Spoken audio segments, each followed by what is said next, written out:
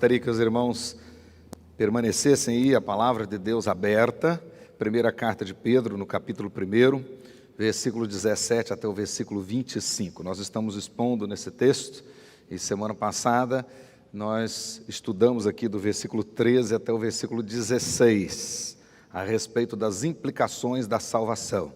E hoje nós vamos continuar do versículo 17 até o versículo 25. Permaneça aí com a sua Bíblia aberta e os que estão em casa também pode pegar uma caneta, pode ir anotando, para tirar o máximo proveito da palavra do Senhor. Porque com certeza esta palavra encherá o seu coração de força, de consolação, de determinação para enfrentar as lutas desta semana. Esta foi a intenção do apóstolo Pedro ao escrever essa carta. Quando o Espírito Santo de Deus moveu o coração do apóstolo para escrever essa carta para aqueles irmãos que eram forasteiros, que tinham sido dispersados, que estavam lá na região norte e noroeste da Ásia Menor, a intenção foi encher o coração deles para eles continuarem firmes e, a despeito das perseguições, a despeito das adversidades, poderem permanecer fiéis ao Senhor. Então, essa é a intenção e continua sendo a intenção do Espírito Santo ainda hoje. Consolar o seu coração, fortalecer a sua fé, para que você enfrente estas lutas do nosso tempo, com a mesma determinação que aqueles irmãos tiveram. Amém? Oremos ao nosso Deus. Pai querido, fala, Senhor, profundamente aos nossos corações por meio da Tua Palavra. Permita que o mesmo Espírito Santo que a inspirou, usando o Teu servo apóstolo Pedro e Silvano, permita, Senhor, que a graça do Senhor seja poderosa nessa noite e que encontre um lugar em cada coração. Que o Espírito que a inspirou esteja iluminando nossas mentes para podermos tirar proveito da Palavra Santa. E todos aqueles que estão aqui, os que estão em casa e nos acompanham pela internet, permita também, ó Deus, que a graça do Senhor seja com eles e todos nós possamos tirar proveito da palavra santa do Senhor. Em o nome de Jesus, permita também, ó Deus, que o Teu Espírito Santo me use com poder e graça, para que eu traga a Tua palavra na autoridade do Teu Espírito, e seja repreendido toda obra que não pertence ao Senhor, e bata em retirada todo espírito maligno, e que esta palavra de fato encontre este lugar em todos os que a ouvirem nesta noite. Em o nome de Jesus, para a honra e glória do Senhor. Amém. Amém. Glória a Deus. Nós temos tratado aqui, meus irmãos, permaneça aí com a sua Bíblia aberta nesse capítulo 1, a respeito do tema Forjados pelo Fogo. Esse, na realidade, é o tema original deste livro. E o apóstolo Pedro, então, para consolar e para despertar aqueles irmãos, ele traz aqui a realidade da obra da Trindade Santa em favor dos eleitos. E a principal obra que o apóstolo Pedro usa aqui para exortar, para animar aqueles irmãos, é exatamente a obra da regeneração. Ou seja, na eternidade, Deus determinou isso e no tempo presente, por causa da obra de Jesus, o Espírito Santo operou isto em nós pela a palavra. Isso nós já aprendemos. Entretanto, nós também aprendemos aqui que a obra da regeneração, ela de fato tem consequências maravilhosas. A Bíblia diz claramente que nós somos regenerados para uma viva esperança em uma herança maravilhosa. E o texto aqui vai dizer que essa herança é incomparável, é sem mácula, é inacessível, que está reservada para nós nos céus e se manifestará no último dia, no último tempo. Em outras palavras, esta herança da qual o apóstolo Pedro fala e que nossa esperança está nela é, na realidade, a salvação, planejada na eternidade, manifestada no tempo, na plenitude dos tempos e aguardada como recompensa final, ou seja, a glorificação. É por causa desta herança, ou seja, desta salvação, da convicção que nós temos desta bênção, é que nós podemos suportar com paciência todas as adversidades do nosso tempo.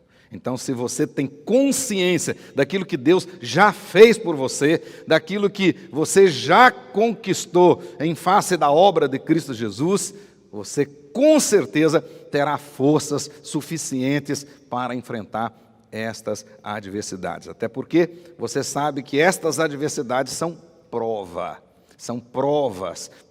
que Deus permite para exatamente fortalecer a nossa fé. E o próprio texto diz que depois de termos sido aprovados, nós vamos receber louvor, glória e honra, versículo 7, do próprio Senhor Jesus. O próprio Senhor Jesus, naquele grande dia da sua manifestação, vai louvar, vai glorificar e vai honrar aqueles que foram fiéis. Em outras palavras, naquele dia nós receberemos a salvação da nossa alma, que é o alvo da nossa fé. E nesse caso ele está falando do último estágio da salvação, a glorificação. Ok? Isso já está claro para nós e isso não pode sair da nossa mente. Segundo o apóstolo Pedro, é isso que vai dar a nossa segurança. Nós apertamos o cinto exatamente com essas verdades. Precisamos estar fundamentados nessa verdade. Por isso é que muitas pessoas ficam titubeando e muitos que se declaram cristãos acabam sofrendo muito nessa época porque lhes faltam segurança dessas verdades que nós já temos em Cristo Jesus. Então, quando você tem esta convicção, fica mais fácil enfrentar isso. Entretanto, no versículo 13, nós temos aqui uma conjunção de transição. Essa expressão que aparece aí, por isso, na realidade, ela nos move da instrução para a aplicação. A palavra de Deus sempre tem um propósito prático. O cristianismo, ele é, acima de tudo, uma proposta prática. Sempre foi a intenção do Senhor que nós vivêssemos a nossa fé. Sempre foi. Na realidade, o cristianismo nunca pretendeu ser uma religião teórica, de contemplação, de mantra. Fica igual o piu-piu, não estou sentindo nada. Não. O cristianismo é uma religião prática. Ou seja, aquilo que nós cremos, o nosso credo define o nosso caráter, a nossa doutrina define a nossa prática. Por isso é que esse versículo 13 faz essa transição e nos move da teoria para a ação. Ou seja, a nossa convicção agora precisa ser vista na prática. Então nós precisamos viver agora esta regeneração. Por isso que o tema destes sermões são as implicações da salvação, as implicações dessa regeneração. Ou seja, nós somos regenerados por uma nova esperança, numa herança maravilhosa, numa herança incomparável. Mas agora nós precisamos viver isto na prática. Nós, semana passada, vimos então que as duas primeiras implicações dessa regeneração, ou seja, da nossa salvação, a primeira é a obediência. Nós fomos salvos exatamente para obedecer. Para obedecer. A Bíblia diz que nós somos filhos da obediência para a obediência. Ou seja, nós somos chamados para obedecer por causa da obediência de Cristo e, portanto, somos filhos obedientes. Nós somos filhos e filhos obedientes. Então, o primeiro grande propósito da salvação é a obediência. Então, se você quer viver desobedecendo a palavra do Senhor, na realidade precisa repensar a sua salvação, porque a marca da salvação é, de fato, a obediência. Está claramente aí no versículo 14. Depois, no versículo 15 e versículo 16, nós temos a segunda marca da salvação, o segundo propósito, a segunda implicação prática da regeneração, que é a santificação. Nós somos salvos para obedecer e para viver uma vida santa. E para a base dessa vida santa que nós temos que viver, nessa primeira parte, até o versículo 16, o apóstolo Pedro cita 3 motivos. Ou seja, ele menciona 3 motivos como base para a nossa vida de santidade. O primeiro motivo é o ser de Deus. ele diz aí, exatamente porque Deus é santo, é que ele exige que sejamos santos. Segundo motivo, ele vai deixar claro aí para nós que é o chamado de Deus, né? Esse Deus que é santo nos chamou para termos comunhão com Ele, e para isso nós precisamos ser santos. Ou seja, Ele nos chamou para a santidade. Então, o propósito da salvação é viver uma vida santa. Então, essa história de que, eu estou salvo, posso pintar o 7, o 8, o 9 e o 10, posso enfiar o pé na jaca, que eu já estou salvo e não vou perder a salvação. Na realidade, você não está salvo, porque o propósito da salvação é a santidade. Você precisa ter prazer na santidade, viver uma vida que agrada ao Senhor. Então, Pedro vai deixar claro para nós aí que a base da nossa santidade é o fato do próprio Deus ser santo, o chamado dele, que aconteceu na eternidade, e o propósito agora, no tempo presente, é uma vida santa. E terceiro, a ordem dele, a palavra dele. Então Deus disse, sede santo, e o verbo aí é imperativo, é uma ordem. Portanto, a santidade para o cristão não é uma opção. A santidade para o cristão, de fato, é um mandamento, é uma ordem, né? É um mandamento tão importante quanto qualquer um dos 10 mandamentos, que aparece lá no decálogo do Velho Testamento. O fato é que nós somos chamados e a ordem é sede santos, sede santo, porque eu sou santo e os chamei para a santidade. Em outras palavras, nós podemos resumir que ser santo é o propósito da nossa salvação, é uma ordem de Deus e uma coisa muito interessante, é uma necessidade. É uma necessidade. Na realidade, ninguém consegue ter comunhão com o Senhor se não tiver uma vida santa. Não há comunhão entre Deus e o pecado, não tem. O pecado faz separação entre nós e Deus. De maneira que, para ter comunhão com o Senhor, precisa ter uma vida santa. Então, santidade, além de ser um mandamento, além de ser o propósito da salvação, na realidade é uma necessidade. Eu tenho necessidade de ser santo. O crente verdadeiro, ele tem essa necessidade de ser santo. Agora veja aí o nosso versículo 17, a partir de hoje. Agora Pedro vai trazer para nós mais 2 motivos pelos quais nós precisamos ter uma vida santa. Ao todo serão, então, 5 motivos. Então, vocês já viram aí, o primeiro é que o próprio Deus é santo, o segundo é que o chamado é para ser santo, e o terceiro é que a ordem é para ser santo. Agora vamos ver o quarto, aparece aí no verso 17, acompanhe comigo. Ora, se invocais como Pai, aquele que sem acepção de pessoas julga segundo as obras de cada um, portai-vos com temor durante o tempo da vossa peregrinação. Marque aí na sua Bíblia, se invocais como Pai, aquele que é juiz, ou seja, aquele que julga, diz o texto aí, sem acepção de pessoas, as obras de cada um. Então, o que nós temos aqui? Uma motivação muito séria para podermos ser santos. E ninguém pode descuidar disto que Pedro está falando aqui. Na realidade, ele está deixando claro que o nosso Deus, o nosso Pai, que de fato a Bíblia diz que é Pai de amor, a Bíblia também diz que Ele é Deus de justiça. Então, se invocais aquele que julga a obra de cada um.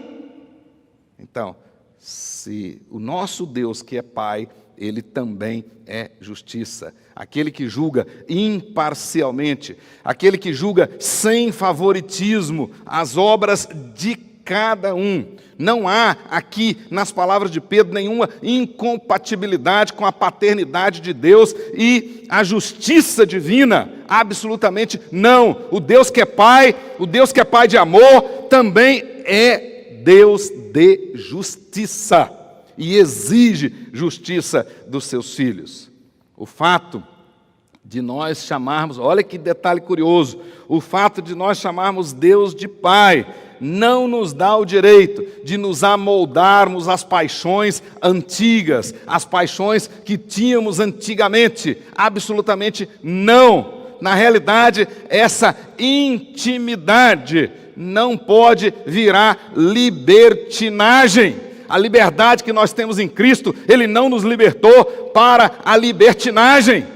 O Deus que é Pai também é Deus de justiça.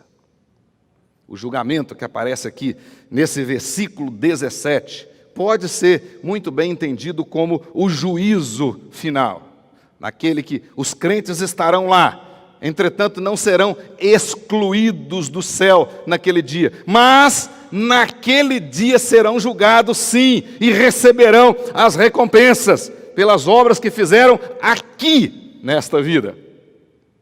Com certeza, é isso que a Bíblia ensina. Por exemplo, em Romanos 14, 12, em 1 Coríntios 3, 10 a 15, em 2 Coríntios 5, 10. Contudo, o contexto da exortação de Pedro aqui, quando ele diz que nós devemos viver essa vida santa aqui e agora, esse contexto, essa exigência de termos essas obras boas agora, isso vai deixar claro para nós que na realidade Pedro está falando aqui da disciplina de Deus nesta vida. Está falando do juízo de Deus aqui, né? É a mesma coisa que o escritor da carta aos Hebreus fala no capítulo 12. O nosso Deus que é Pai, Ele é Deus de justiça e, portanto, Ele é Deus de disciplina. Aqueles que pertencem a Ele e porventura não estão andando correto, vão ser disciplinados aqui, agora. E agora você vai entender, olha aqui para mim, muitas vezes coisas nos dão certo na sua vida, muitas vezes você fica apavorado com isso, com aquilo outro. Com certeza é a mão de Deus sobre a sua vida. Saiba disso. É disso que o apóstolo Pedro está falando aqui nesse caso. Lá em 1 Pedro, capítulo 4, no versículo 17, ele fala do julgamento de Deus agora. Ele diz, o juízo já chegou e chegou primeiro para os de casa. Então, na realidade, ele não está falando do juízo final. Até porque do juízo final, lá naquele dia, segundo João, primeira carta de João, capítulo 4, versículo 18, a Bíblia diz que daquele nós não precisamos ter medo. A Bíblia diz claramente lá, capítulo 4, versículo 18, que no amor não existe o medo. Antes, o perfeito amor lança fora o medo. E a pergunta é, o medo de quê? Se vocês lerem o versículo 17 desse capítulo 4 da 1 João, vocês vão perceber que lá João está falando do juízo final, do último dia. Então, daquele nós não precisamos, porque o amor de Deus já nos aperfeiçoou e nós não precisamos ter medo dele. Da condenação, nós já fomos libertos. Mas precisamos ter medo da disciplina do Senhor. Por isso é que ele diz aqui claramente que nós devemos nos comportar hoje com temor. Com temor. Esse temor aqui é de fato uma referência à disciplina de Deus no presente. Tem relação com a reverência, tem relação com o temor reverente, tem relação com o receio de desagradar, de ofender a Deus. Olha que coisa, às vezes você que está me ouvindo tem medo, tem receio de ofender alguém, sei lá, o chefe, uma pessoa importante ou até um familiar e não tem medo às vezes de ofender a Deus. E às vezes, para não ofender um parente ou para não ofender isso, aquilo, outro, você ofende a Deus, negocia um princípio, abre mão de um princípio. É disso que Pedro está dizendo. Não podemos. Na realidade, ele diz, portai-vos com temor durante o tempo da vossa peregrinação. Duas coisas interessantes. A palavra que aparece aqui para temor, embora seja a palavra normal grega, phobos, para temor, nesse contexto aqui, de fato, ela tem relação com a disciplina de Deus, com receio, um temor reverente. Podemos dizer que é verdade sim, que o amor aperfeiçoa e lança fora o medo da punição eterna. Contudo, não nos isenta, não nos afasta do temor piedoso, essencial à santidade. O que Pedro está dizendo aqui? É que nós não podemos brincar. A mesma coisa que Paulo disse aos Gálatas: com Deus não se brinca, porque aquilo que o homem plantar, ele vai colher. E às vezes tem muita gente que se diz cristão e fica brincando de cristão. E é isso que Pedro estava dizendo. Nós não podemos brincar com coisa tão séria. Ele vai continuar falando a respeito da seriedade destas bênçãos que nós recebemos em Cristo Jesus e as consequências dela agora. E uma delas é a santidade. Portanto, todo aquele alto preço que foi pago é para que nós pudéssemos ser santos. E não podemos brincar com isso.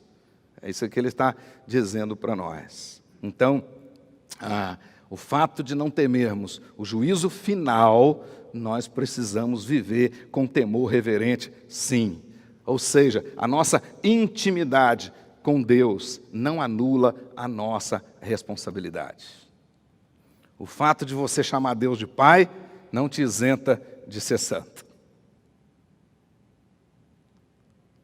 É isso que ele está ensinando para nós, claramente. Agora vamos ver o último motivo, né? Então ele já ensinou 4 para nós, 4 motivos para nós termos de fato uma vida santa, né? Deus é santo, o chamado é santo, a ordem para ser santo, né? E o motivo dele ser também Deus de justiça, nós devemos ser santos. E por último, aparece aí claramente nos versículos 18 a 20. Olha aí na sua Bíblia e marca. O último motivo que ele aparece aí, 18 a 20. Sabendo que não foi mediante coisas corruptíveis, como prata ou ouro, que fostes resgatados do vosso fútil procedimento, que vossos pais vos legaram, mas pelo precioso sangue, como de cordeiro, sem defeito e sem mácula, o sangue de Cristo, conhecido com efeito antes da fundação do mundo, porém manifestado nos fins dos tempos, por amor de vós. Né? Alguém disse que Pedro era calvinista, mas Calvino entendeu muito bem Pedro, essa que é a verdade. Na realidade, olha o que ele está dizendo para nós aqui, o porquê que nós precisamos ser santos e primar pela santidade. Primeiro, por causa da grandiosidade dessa obra. Não foi qualquer coisa que Deus fez por nós, não. Não foi uma obra de só menos importância, não. Foi a maior delas, a maior de todas as obras. Foi exatamente o que Deus fez em Cristo Jesus. A grandiosidade dessa obra. E mais, ele vai dizer, o preço que foi pago pela sua salvação. Então, o preço que foi pago pela sua salvação, não justifica esta vida mesquinha que muitas vezes você vive. É isso que Pedro queria que o pessoal entendesse. Né? Ele diz lá, claramente, fostes resgatados. Marque essa palavra aí, que essa é a palavra-chave que aparece aí, claramente, né? No versículo 18, sabendo que não foi mediante coisas corruptíveis, como prata ou ouro, que fostes resgatados. Essa palavra que aparece aí traz a ideia de resgatar, de redimir por meio de um litron. Litron é a palavra grega que aparece, significa resgate, um pagamento em dinheiro. Ou seja, resgatado mediante um pagamento, houve um pagamento. E a ideia, né, que essa palavra traz, a ideia de libertação através desse pagamento. E ela nos remete à instituição da escravatura no antigo Império Romano. E traz aqui a ideia de um senhor entrando no mercado de escravos, sacando o seu dinheiro e comprando algum escravo lá. Essa é a ideia. Então, veja bem o que aconteceu em seu favor, em meu favor. Vejamos bem, né? Deus em Cristo Jesus, Jesus vai lá, Ele adentra o mercado de escravo e paga o preço do nosso resgate, Ele compra. É isso que o texto está dizendo, é litron, ou seja, é um resgate mediante um pagamento. E Pedro vai dizer, e esse pagamento não foi qualquer coisa. Esse pagamento não foi comparado a ouro ou prata. Esse pagamento, segundo o apóstolo Pedro, foi o sangue de Jesus. O sangue de Jesus, uma das coisas mais belas de todas as Escrituras. O sangue carmesim perpassa a Bíblia toda, do Gênesis ao Apocalipse. O tema da Bíblia é o sangue de Jesus. Isso que aconteceu por você e por mim. E é isso que Pedro está dizendo. Então nós temos argumentos de sobra, suficientes, profundos, para termos uma vida santa. O que foi feito por você, o que foi feito por mim, não foi qualquer coisa. Não tem como comparar, não tem comparativo na nossa visão. Não tem. É isso que ele está dizendo. E nós não valíamos nada. E mesmo assim ele pagou um alto preço. O que fica claro aqui é que a obra da salvação, de fato, é obra exclusiva de Deus. É monérgica mesmo. É Ele que toma a iniciativa. É Ele que decide. É Ele que vai. E aí o texto vai deixar claro para nós que esta redenção aqui é o termo que a Bíblia vai usar para as características da nossa salvação, essenciais da nossa salvação. Foi assim que se deu a nossa salvação.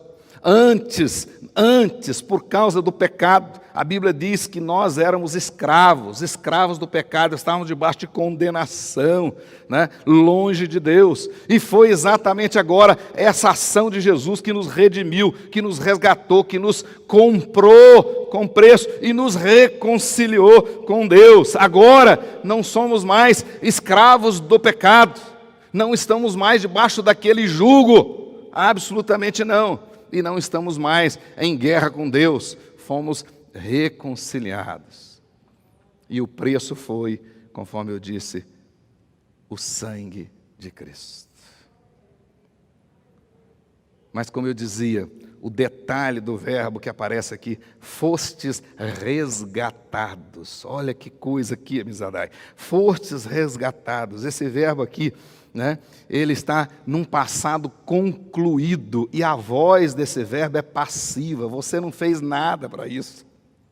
Ele que fez tudo e fez isso na eternidade. É por causa disso que o texto continua dizendo que este sacrifício foi conhecido antes da fundação do mundo, antes. Então, o verbo, fostes resgatados, já dá essa direção. Fostes resgatados na eternidade. Na eternidade, o sangue de Jesus foi conhecido. O preço já estava pago. Antes que você fizesse o bem ou o mal, Deus já tinha decidido. Então, na realidade, a salvação não acontece porque você creu em Deus, creu em Cristo, no sacrifício dele. Não!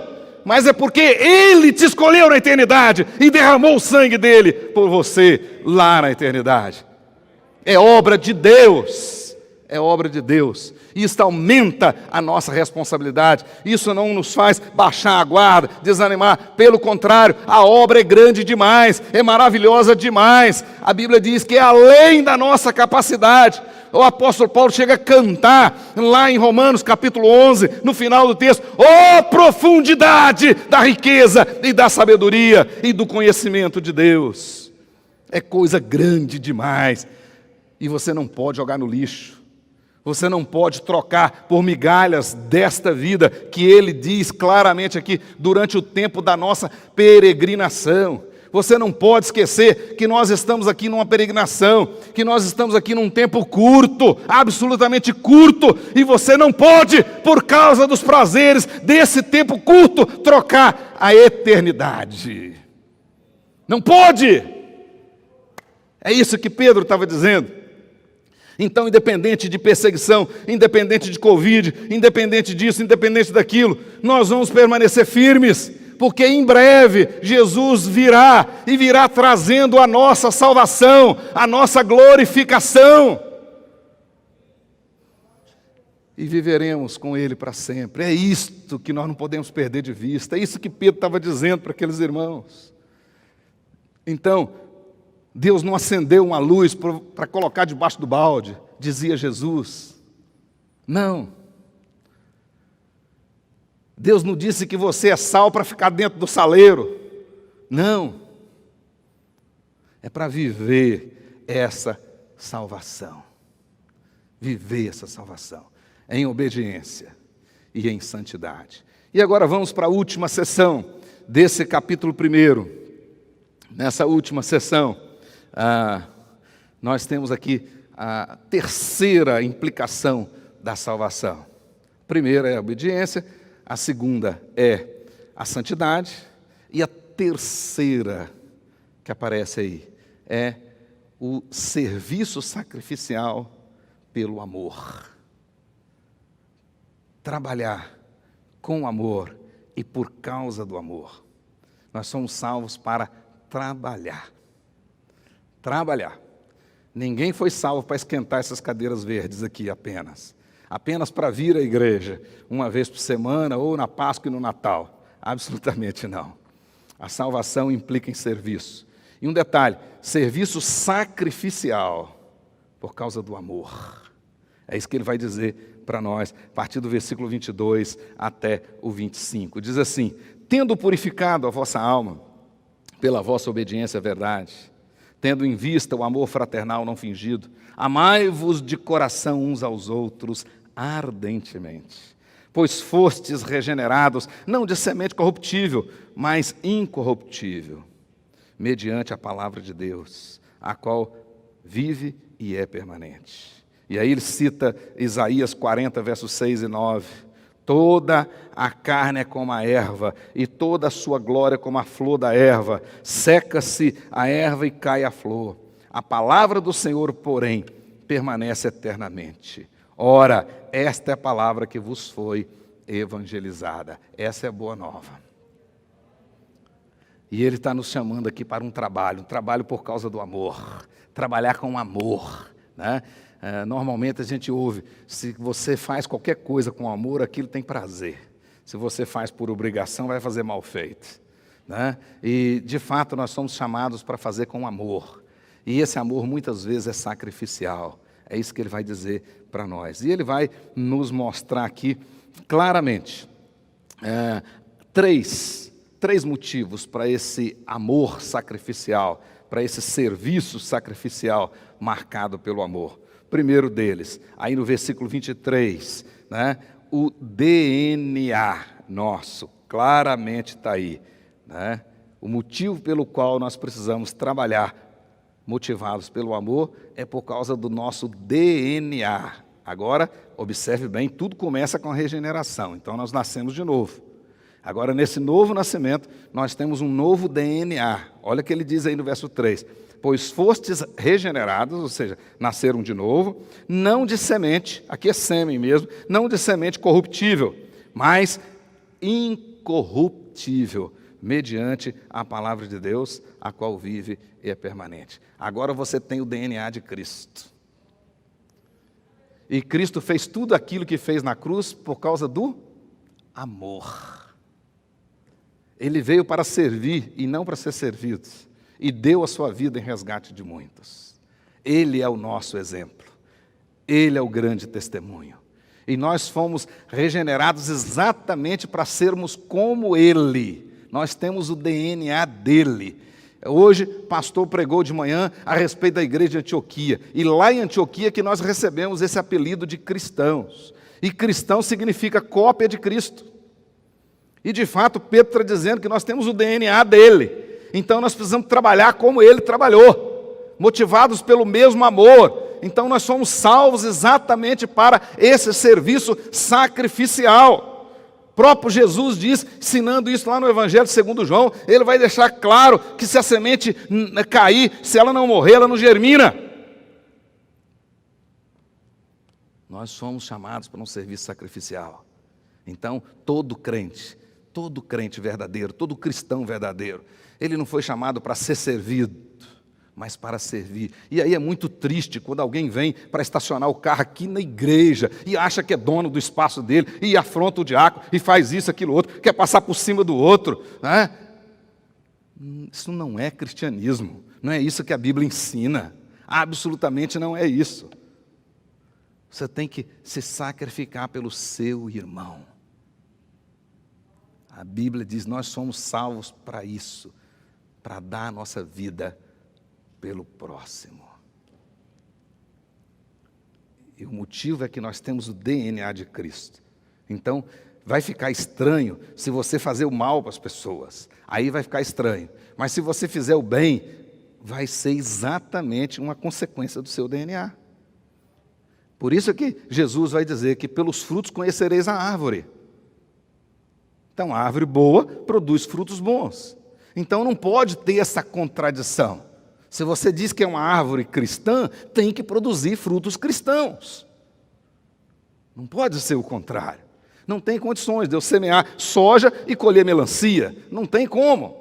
Certo? A semente, o que ela vai produzir é inexoravelmente igual à sua potencialidade, o que está lá na semente. Então, semeia-se soja, vai colher soja. Semeia-se feijão, vai colher feijão. E assim por diante. Então, nós somos desafiados a esse trabalho sacrificial. Então, no reino do Senhor, nós somos chamados para trabalhar, somos chamados para produzir. Jesus disse isso, né? Lá em João capítulo 15. Né? Eu sou a videira verdadeira e meu pai é o agricultor. Todo aquele que estando em mim der fruto vai ser limpo para produzir mais ainda. Mas se não der, vai ser cortado e lançado fora.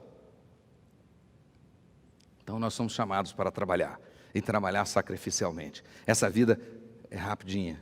Então, nós precisamos fazer aqui e agora. Segunda coisa, segundo motivo para o serviço sacrificial marcado pelo amor, é exatamente a transitoriedade dessa vida. Olha o verso 24.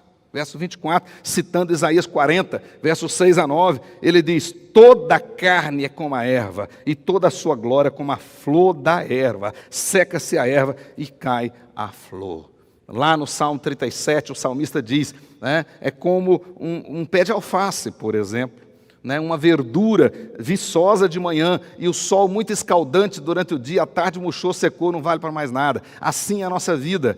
Nossa vida aqui é passageira. Salmo de número 90, o salmo da experiência de Moisés, ele diz: tudo passa rapidamente e nós voamos como um breve pensamento. Então, por isso que ele diz: se nós temos que fazer, é agora. É agora. Às vezes alguém diz: pastor, quando eu aposentar, quando eu terminar meu 4º doutorado, eu vou fazer isso, aquilo, outro e tal. Agora eu não posso porque eu estou nesse doutorado que não vai valer para nada, para nada. Mas não serve ao Senhor. É agora, passa rapidamente. Quem garante? A mim, a você, ou qualquer um aqui, aqueles que estão nos escutando em casa, que amanhã você estará vivo. E você deixou de fazer tanta coisa. Eu estou ouvindo agora, nesses dias de pandemia, muita gente e muitas pessoas, às vezes nem cristãs, dizendo que agora vão repensar a vida deles. Porque essa pandemia está fazendo eles repensarem as prioridades. Tem 2000 anos que o Novo Testamento vem falando isso, que a vida cristã é uma vida simples, e o grande objetivo nosso é a glória de Deus. Tudo que você fizer, se não for para a glória de Deus, não terá valor em essência. Não terá valor em essência. E como nós aprendemos aqui na última quinta-feira, quem não ama o Senhor Jesus com a sua totalidade, na realidade não ama. Porque Ele requer coração integral. Uma porta quase fechada está totalmente aberta. Se você ama o Senhor só com a metade, não ama o Senhor.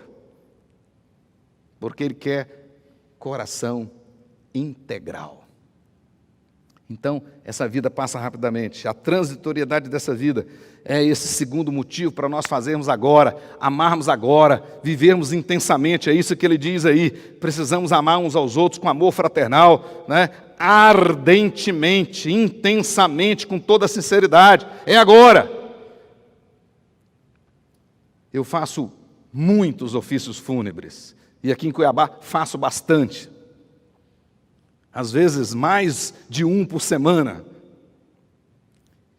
E em muitos deles, eu vejo pessoas chorando, porque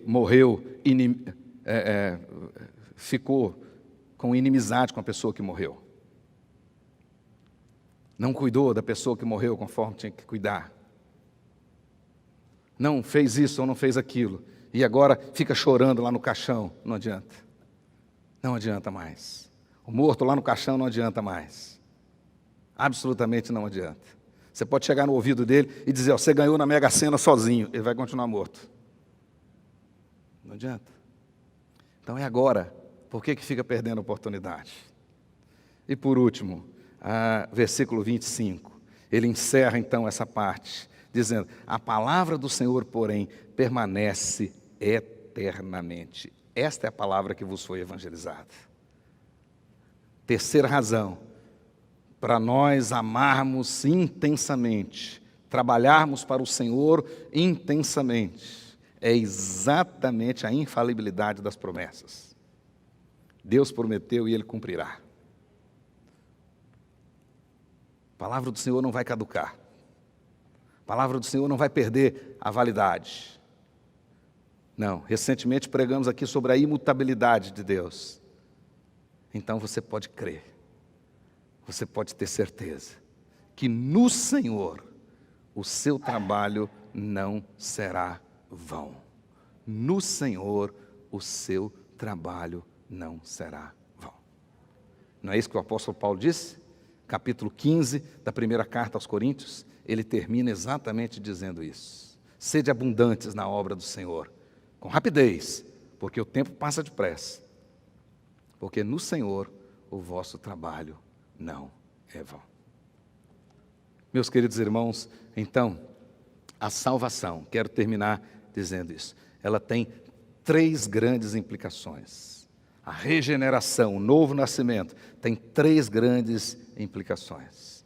Obediência, santidade e serviço. Serviço sacrificial pelo amor.